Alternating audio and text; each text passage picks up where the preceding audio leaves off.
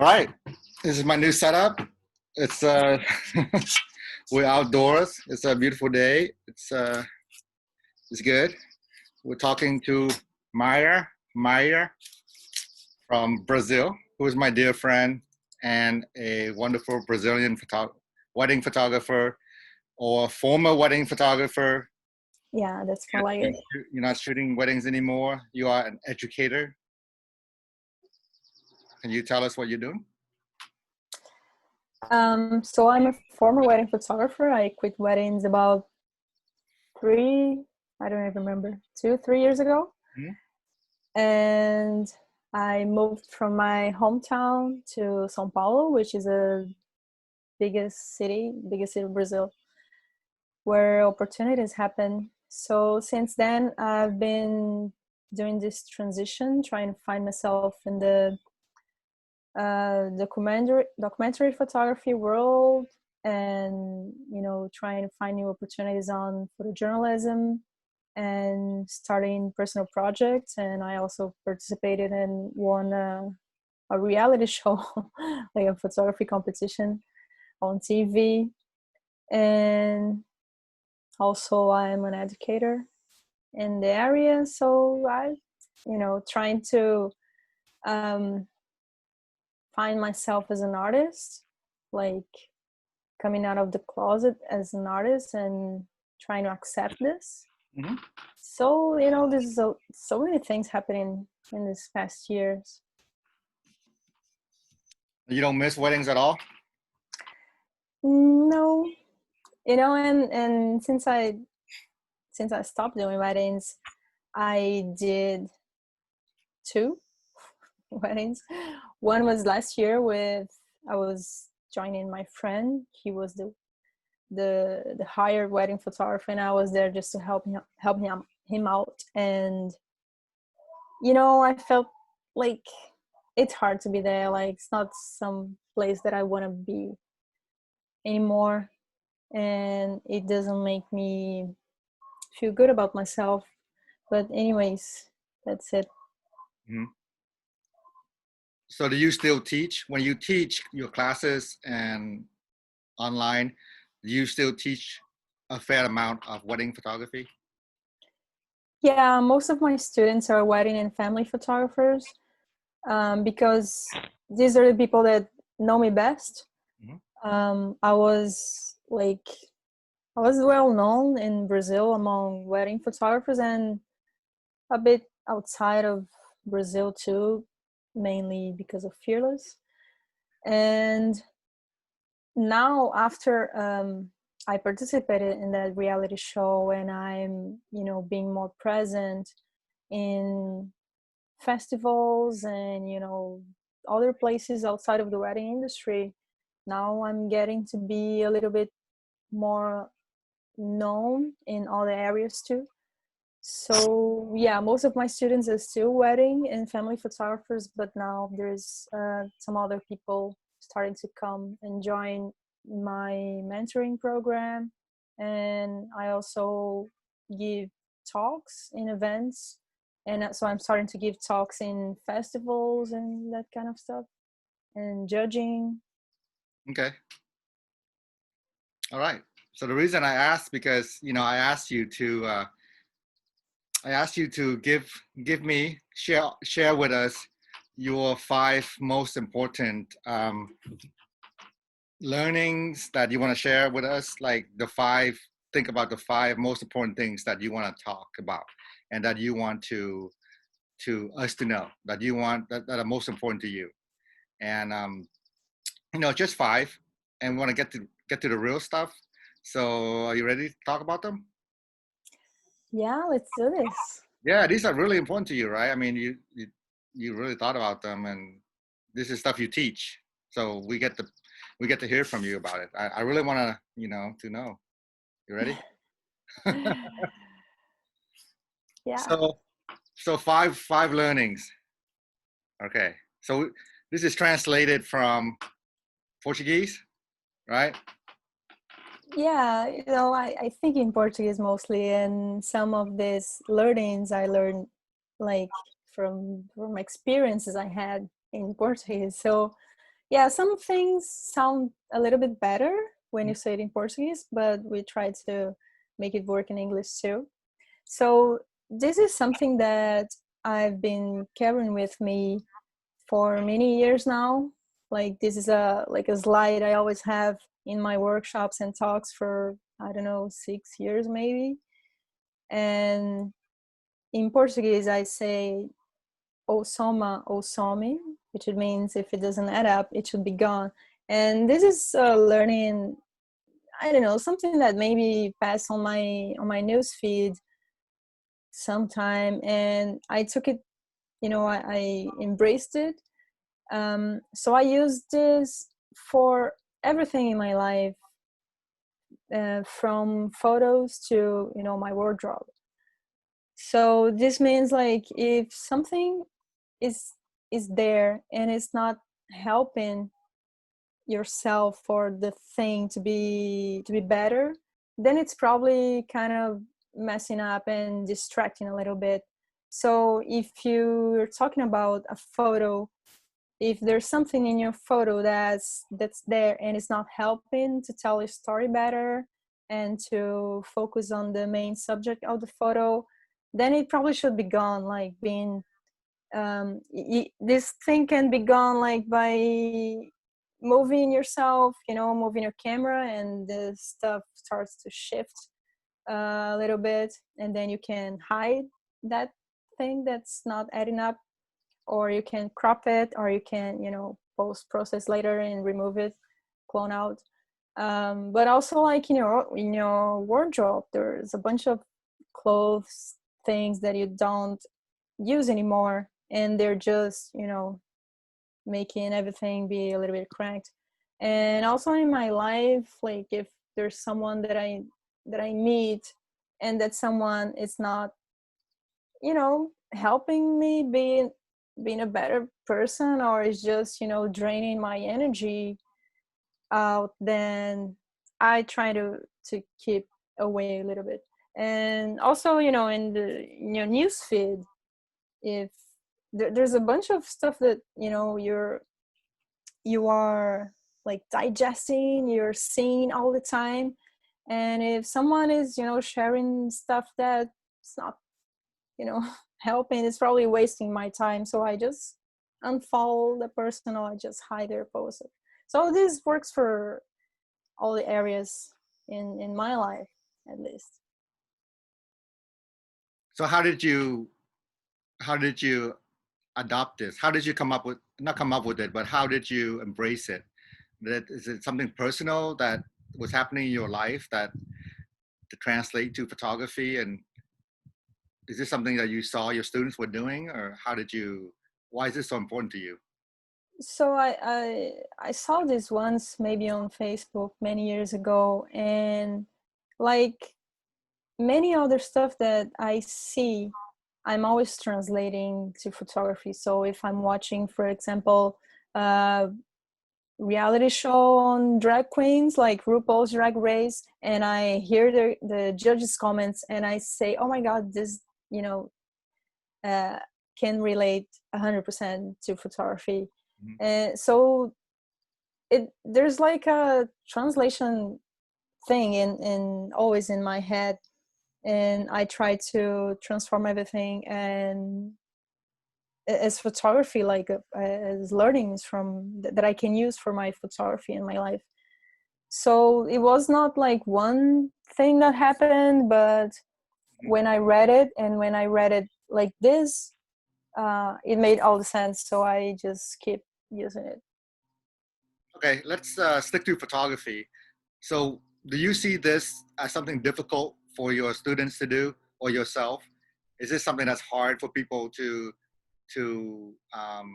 you to do, like to get rid of things in their photos that don't matter as much, that are not needed, that don't add up?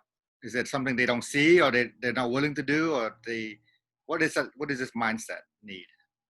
I think from what I've heard from students when we discuss this, they don't see it.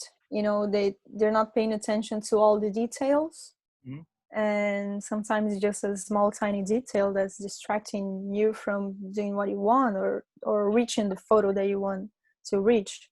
When you see, for example, Fearless Awards, probably most photos have this, you know, because when we are judging and when we see stuff that, you know, shouldn't be there, it's probably a no from a judge, and the photo doesn't get an award.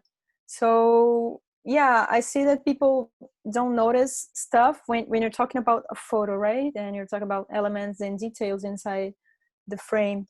um, I and when I point it out to my students, and they say, "Oh, I've never seen this stuff in the photo," and it was always there.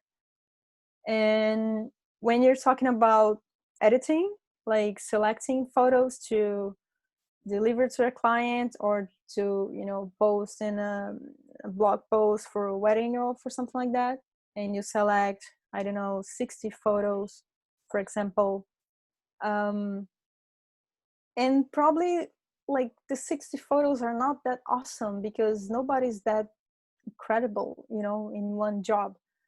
So there's probably like, I don't know, 5 really good photos, 10 good, and the others are like, they're okay to, and your average gets slow, you know, because if you post like 15 really good photos, then your average is really high.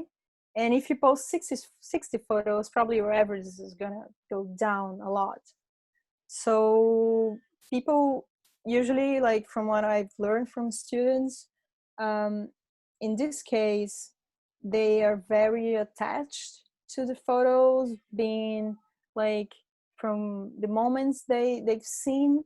But when someone that was not in that moment sees the photo, they don't always feel the same stuff because they were not there, and the photo is not showing that power that that moment had. Because I don't know, maybe the position wasn't correct, it wasn't the best one, maybe the moment wasn't the right one, but the photographer gets very attached to the moment and then chooses to, you know, Mhm. put that photo in the final edit. Okay. All right. Let's go to number 2. So, All right. are you ready? Yeah. Yeah, I have to be. Well,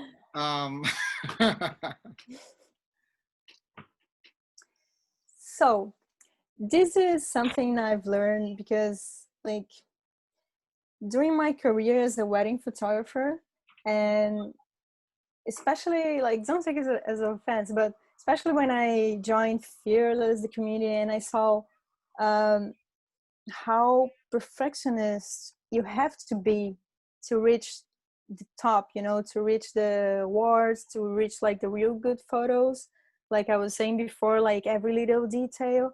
And at some point I found myself trying to reach that perfection, and this was taking me so much time and so much energy. I wanted 100% of the photos that I would deliver to a client to be perfect.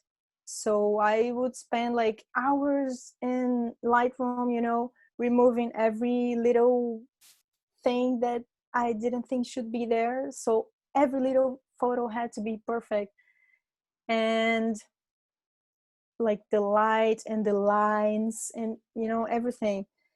And then I thought, you know what, life isn't perfect. Why do I want my pictures to be perfect?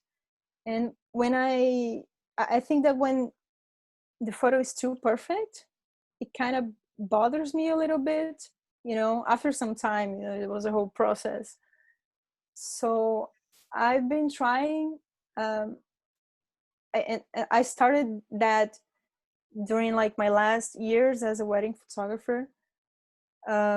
I tried to embrace the errors because I thought that if I I I chose to include errors, mhm. then my photos will be a little bit more humane, because nobody's perfect. Life isn't perfect, so why do your photos need to be perfect? It's like they're so planned, and that's not even human. So yeah, I've been trying to embrace that in a way that these so-called errors Yeah. would actually add up to my photo. They'll have a meaning, because it's not like every photo, I can do like a blurred photo, and sometimes it doesn't make sense, but I would try to embrace errors in a way that would make sense in as a message, in the photo. It's hard because when we shoot weddings, there's so many photos. We're editing like 10,000, 15,000 photos per wedding, and when I saw something that I wouldn't like, I would just put the photo aside. But sometimes that photo could be maybe the most important photo for the couple, and I wouldn't deliver them because for me they were not perfect to my standards. Anyways, a lot of learnings. Sure. And I still, like, until now, when I'm editing my work, I'm struggling with this because my automatic response when I see something is trying to make it correct, making the lines all straight. And it's a struggle. It's always a struggle to, because it's very different when you're editing as a wedding photographer and when you're editing as a photojournalist, for example. You cannot do that. The photo have to be there and not be altered in any way. Okay. Hey. All right. Thank you. Ready, number 3? Let's go. You remember what it is? No. So, ever since I started shooting other stuff that's not weddings, I've been learning a lot, especially photographing people, because when you, I think that kind of relates to number 4 too. See, I remember a little bit. Um, when you're shooting a wedding, you're hired to be there. You have to be there, and you have to shoot, the best thing you can, and you don't have to ask for permission because you're hired to do it. You're kind of obligated to do it. And people looked for you, they found you, they hired you, they're paying high money to be photographed by you. You don't have to I can't remember the word, but you don't have to put a lot of effort to be able to shoot them in that way.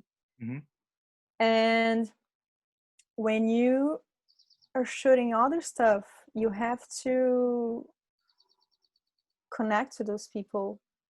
And like when you're shooting the streets, for example, it's not because I'm the street that I can be that I would like to my face to be on somebody else's Instagram, for example.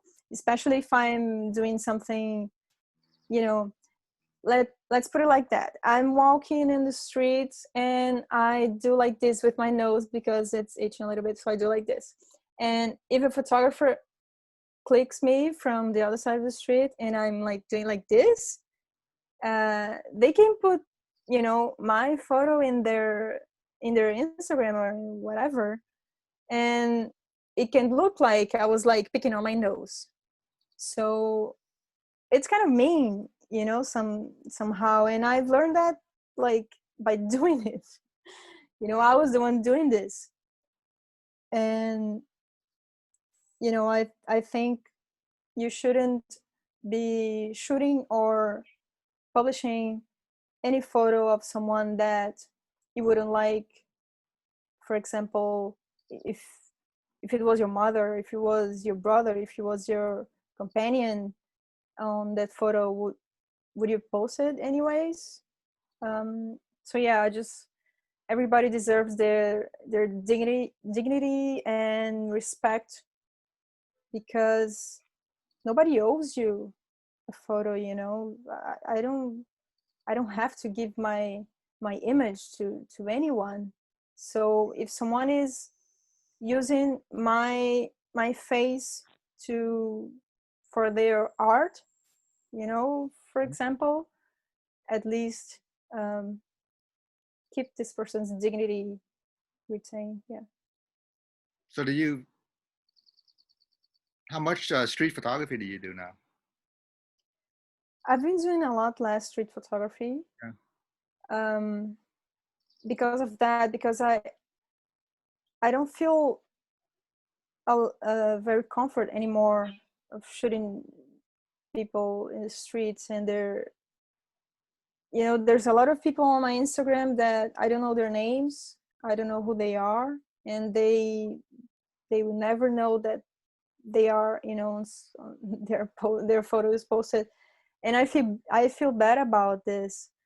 And sometimes I contradict myself. Last year I posted a photo of a couple. They were like hugging on the subway, and I was thinking, you know, I can, oh my god, this moment is so awesome, you know, I have to capture it somehow. So I did it with my phone, I think, like very, like hiding. They didn't see me, and I felt bad by doing it, but somehow I could not do it.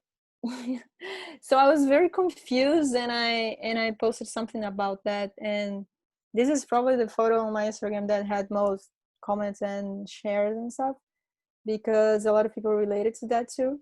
So I don't think I was ruining their dignity, but I was like capturing a very intimate moment between them.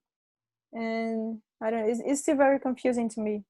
But right now I've been enjoying more to photograph people that I know, that I get to know, and that I can conquer um, this space, you know, this place where we can connect somehow, and the photos will be a result of that connection, and not just stealing other people's moments on the street.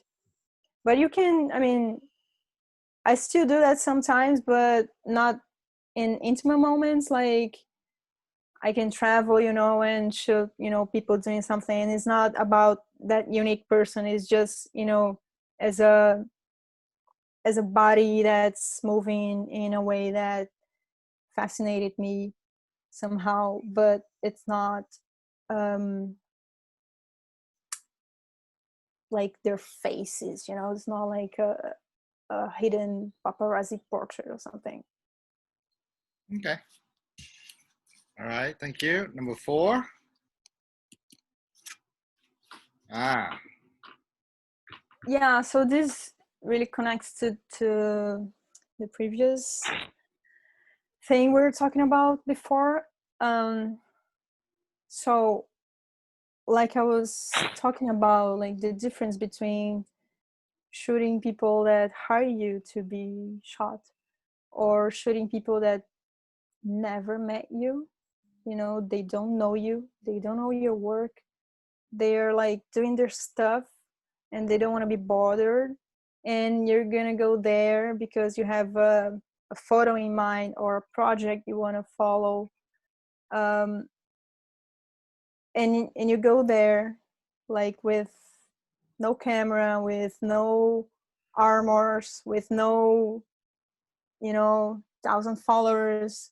You just go there and say, hi, my name is Maíra, I'm a photographer, and I'm doing this, and I want to get to know you, and, you know, can we talk a little bit? And you're gonna get a lot of no's, and you're gonna get some really good yeses too. So I've been getting to know people that's been transforming me somehow, because the first experience I got doing this right after I shot my last wedding, and I shot my last wedding in California, and right after that I came to visit you. And this was a, you know, it was a really moment for me. And a couple months later I went to Mexico to do a photojournalism workshop, and the workshop was a little bit similar to foundation, if you think about it, but harder. Like, because in foundation, for example, you are given an assignment, right? Like, people were already contact, they already, you know, said, okay, you can have someone come here and photograph us. You know, everything is planned. And in this workshop we had to find our own assignments, you know, in a country, in a city that I've never been to before, where they speak another language. In that case, I was lucky that I spoke Spanish, so I could talk to people better. And I had to decide what my assignment was, but I didn't know anything about the city. So I started Googling, you know, and trying to find, you know, what are the things that interested me the most. And I found this group of blind people in the center of Mexico City, and they're like a big group of people in a square, and they give massage. They're like masseuse, massage therapist. Mm-hmm. And they didn't know me. They didn't know anything. They didn't even see me. They couldn't see me, and I had to go there. And it's funny because when I started shooting weddings, like my friends, people that knew me, my family, they're like, really, you're shooting weddings? Like, this has nothing to do with you. And I said, no, but it's awesome, and I always get butterflies, you know. I'm always nervous to be there and get you know, get to know these people and get the best shots for them. And when I don't feel these butterflies anymore, I'm gonna quit. And this is what happened. You know, I stopped feeling butterflies going to weddings. And when I was in the Uber drive going to this square in Mexico City to, you know, try to contact for the first time this blind masseuse, I felt butterflies, and I thought, oh my God, that's it. Because I had no idea what was going to happen. I could just get, you know, a bunch of no's in my face, and I would have to accept it. I cannot, you know, insist. And you're not being seen. And this is something that's very frightening somehow. But I bet it's a lot more frightening to not see. So I was watching them for some time and deciding which would be the best moment to approach them, and who would I be approaching, because there are a bunch of people there. And I saw this couple, and I went to them and I say, hi, I'm Maíra, I'm from Brazil, I'm a photographer, and I was just walking by and I saw you, and I'm very interested. I want to know more about you, like what do you do here? And we started talking, and my camera was in my bag. They wouldn't see anyways, but it was my bag. And also, of course, I was in the center of a very crowded city, and I was like first 4 blocks away from the most dangerous neighborhood in Mexico City, so I wouldn't be, you know, just carrying my camera around anyways. But I think that not having your camera in the first contact is very important, because you're just talking to people, you know. And in this case I couldn't even, you know, do mutual eye contact.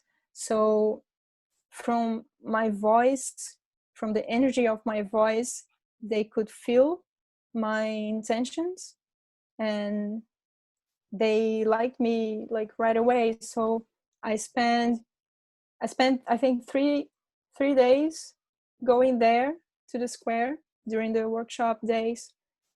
And I learned stuff from them that I will never forget. And I think this context was very important because the photos I did were just a consequence of this connection. um, I could be shooting them, and they would even see it.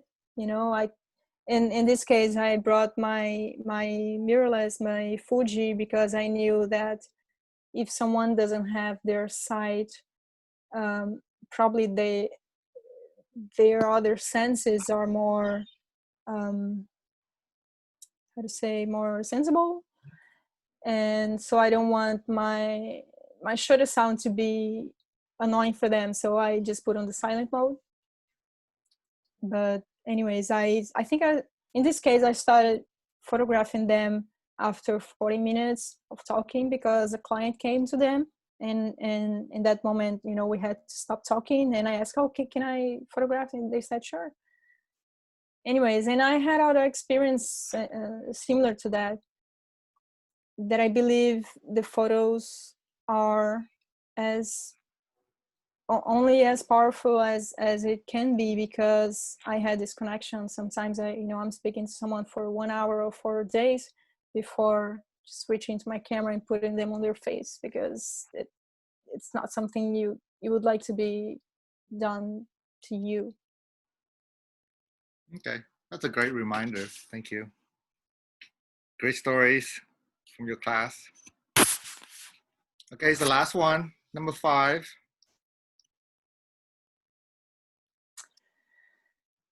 So this is something I thought about a few years ago, because when you're an artist, when you're a photographer, when you're producing stuff, you always, well, I'm going to be talking about myself, because I can't talk for others, but I'm always thinking, like, if are these people going to like this photo, or are they gonna think this is bullshit?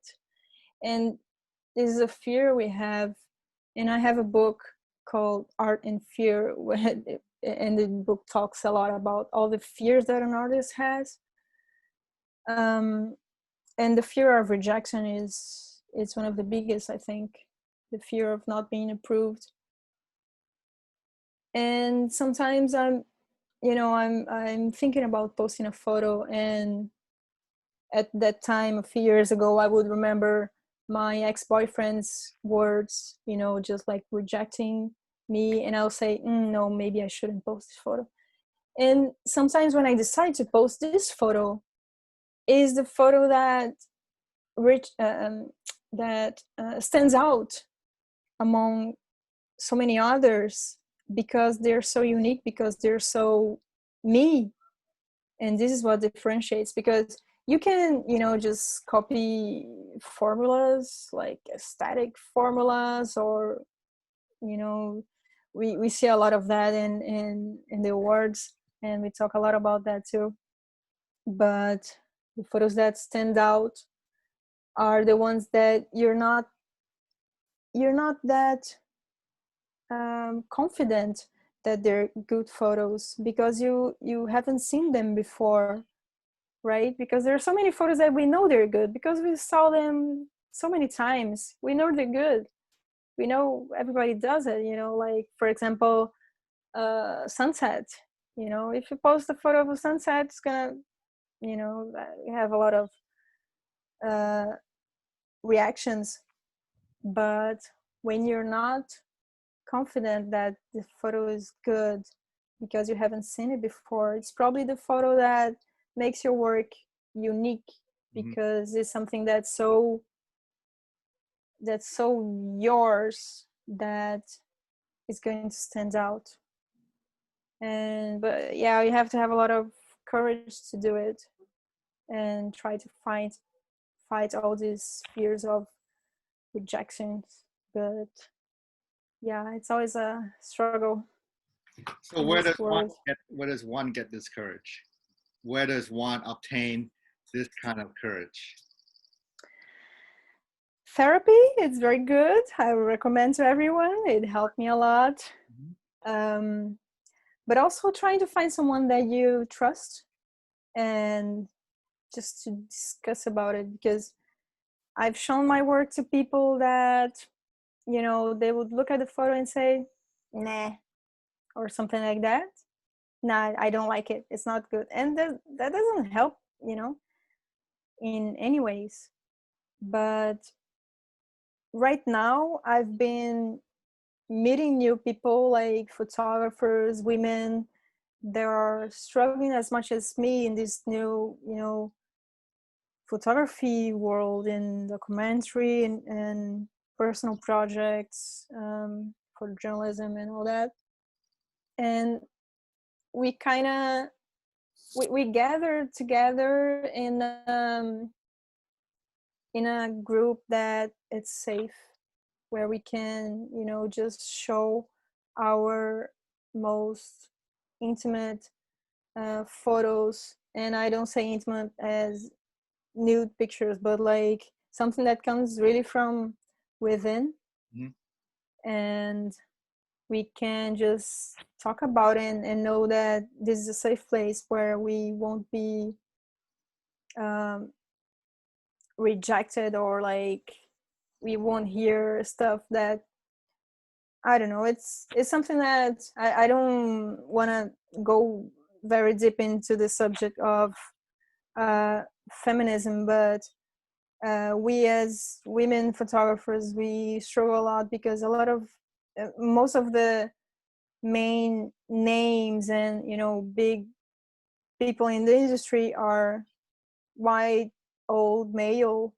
And most of my rejections, or most of the, you know, like portfolio reviews or stuff that I, you know, just commenting about your photos, they come from these guys. And so now, yeah, I'm trying to create a safe space for me and my gals to, you know, just share our struggles and our, you know, right now I'm doing a couple very personal projects that I don't want to show it to anyone, you know. I want to be sure that I I'm making my message clear in this work, because I've shown it to, you know, a guy, an older guy, a very renowned older guy, and he looked at it and said, "Do you have another one? Do you have another idea?" And I said, "No, this is it." And he said, "I don't like it." It's like, okay, thank you, but I'm going to do it. I'm going to do it anyways, because, you know, this is what I want to do, and I believe in this project so much that I'm not gonna quit because you don't like it. I don't care what you think. I don't even know why I'm showing you this. You know. So anyways, this is the struggles I've been going through lately. But going back to our fifth lesson, yeah, I think this is what makes your work unique. But sometimes you're afraid of showing this. Just try to find a safe place for you to share it before putting it out in the world, and maybe have some rejections, because, you know, every time I get a hater comment, I'm so happy, because every hater comment for me is like, wow, I'm really successful now, because, you know, only successful people have haters. So yeah, just trying to balance this in some other way that, you know, gives me strength and not makes me give up on what I believe in. Well, if a photo is unique, or if a photo stands out and is different from the pack, that means that, most people they won't accept it. They won't embrace it, because it's it's not popular. Not yet. Not until not until the wave comes. So if you're truly, ahead of the pack, if you're truly different, then you will always have work photos that a lot of people don't understand and don't get and don't embrace.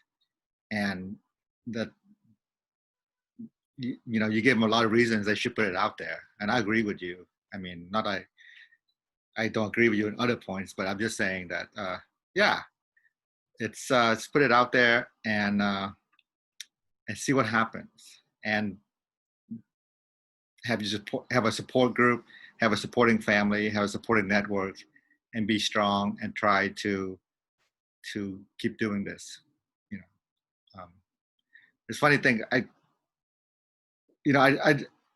Whenever I teach a class, a live class, way back when, a few months ago, teaching a live class, I always ask students to send me like 100 photos of their recent work or something, and and I always look in those photos and I see a lot of good photos that I never seen anywhere. They didn't enter them in Phyllis Awards, or they don't post them. I'm like, how come you're hiding these photos? Like, how come these photos are not seen? And of course there are many reasons, but I'm like, yeah, the photos are sitting there, unique, different. Don't let them sit there, show them. I guess that's what you're saying, right? Yeah, it's funny because yesterday I told you I was doing another live on YouTube with a few of my friends for a photo festival here in Brazil. Mm-hmm. And the theme was the photos that nobody has ever seen. Like, so me and my photographer friends, we tried to find photos that were in our hard drives and we have never showed them to anyone, and why, why are these photos hidden in your backups, and it was very intense because there are many reasons why you don't post a photo. Maybe it's because you don't believe it's good enough, maybe it's because you're afraid of rejection, maybe it's because just the fact of doing that photo was enough, when the photo has reached its destiny just by being made, and you don't need to show it to anyone. Anyways, there are many reasons. Right. But yeah, I think people struggle a lot with these insecurities of not knowing if your photo is good enough, and maybe not even trying to send to a contest, for example. And from my experience as a judge, that I've been judging for many contests, different contests, and I'm always looking for the photo that stands out. And I believe that a lot of the photos that stands out are hidden in these photographers' hard drives because they are just not confident that it's a good photo. Thank you. Yes. This is a good ending to a quick educational broadcast from Maíra. I'm glad you shared that. It's great. 5 very important things. If you guys didn't watch from the beginning, you go back and watch all 5, and it's kind of cool. So thank you for sharing that. Thank you for this challenge. I love challenges. Like, think of 5 lessons. Like, what? 5 most important lessons, not just 5 lessons. Yeah, it took me some time to, among so many other stuff that's happening right now, but it was good to think about them as, stuff that they were important for me someday, and they still are. And I think it helps a lot of people from the feedbacks that I get from teaching and stuff. These are some of the things that people enjoy the most, I think. Okay. Is there anything else you want to say before we close up? Thank you. Stay home. Yes. Be safe. All right. Thank you. Thank you very much. I appreciate it.